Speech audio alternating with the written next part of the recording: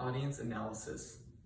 Today I will be sharing my experience in attending the 2019 World Scout Jamboree to an audience of parents of scouts that are considering sending their scouts to the next World Scout Jamboree.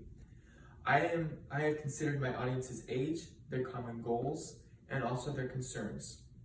I tailored my speech to address these points, and I will use my status as an Eagle Scout and my experiences traveling broadly with scouting activities in order to make a connection with my audience. I will appeal to our common values in wanting the best for their scouts. My first thought was, how was I going to meet and make new friends if we didn't speak the same language? Hello, my name is Henry Williams and I am a graduating Eagle Scout with Troop 125. I am here to tell you about my experiences communicating with new friends at the World Scout Jamboree last summer. I know that some of you parents are concerned that your scouts won't have any fun or make any friends at the Jamboree because they won't be speaking the same language. But let me tell you how my experience proved otherwise. One of the most valuable lessons I learned at the Jamboree was that the power of communication lies in more than just words. Today I will present to you alternative forms of communication, including facial expression, body language, hand gestures, and tone of voice. Very quickly, after arriving at the Jamboree camp, I realized how challenging it would be to meet other scouts without using a common verbal language. Facial expressions were the first line of communication between me and other Jamboree participants.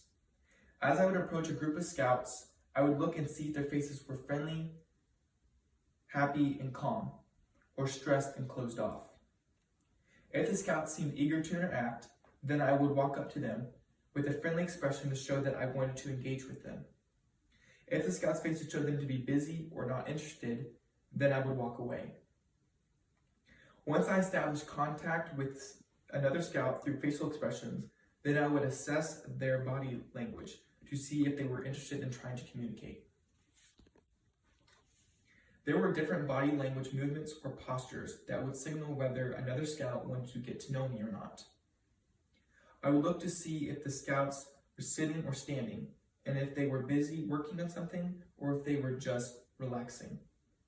If their body language showed them to be available for meeting, then I would walk up to them with similar body language, friendly and eager to meet them.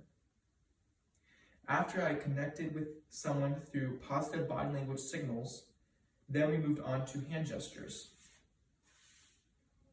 At the Jamboree, patch trading and outdoor activities were based a lot on hand gestures. When trading patches with other scouts that did not speak English, a lot of pointing to the desired patch and to oneself went on. When participating in outdoor activities, hand gestures were used to invite someone to join in or to relay instructions for the activities.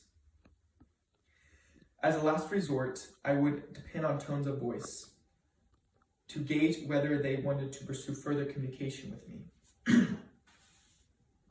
When I only spoke English and the other scouts spoke no or very limited English, sometimes I had to listen to the tones of voice of others to determine whether they were friendly or standoffish, interested or too busy to engage. Sometimes another scout would be talking in their native language, and I would have no idea what they were saying. So I would listen to their tone of voice to try to determine if they were happy or irritated or trying to communicate something important to me. Scouts from some other countries were very different culturally, and sometimes the tones of voice they used might have sounded harsh and unwelcoming, but I soon learned it was the norm for their culture.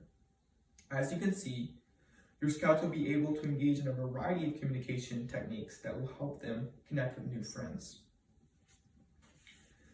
As I was able to communicate with scouts from other countries that didn't speak English by using facial expressions, body language, hand gestures, and tone of voice, my time at the World Scout Jamboree, from the time of arriving at camp to the time I boarded the return flight home, was an amazing experience, and one that taught me that I can make friends and have fun times with other people, even when we don't all speak the same language. I would encourage you to be open to reaching across borders and boundaries, to develop relationships with others that might not just be like you. You never know when that one connection you make might change the course of your life. Thank you.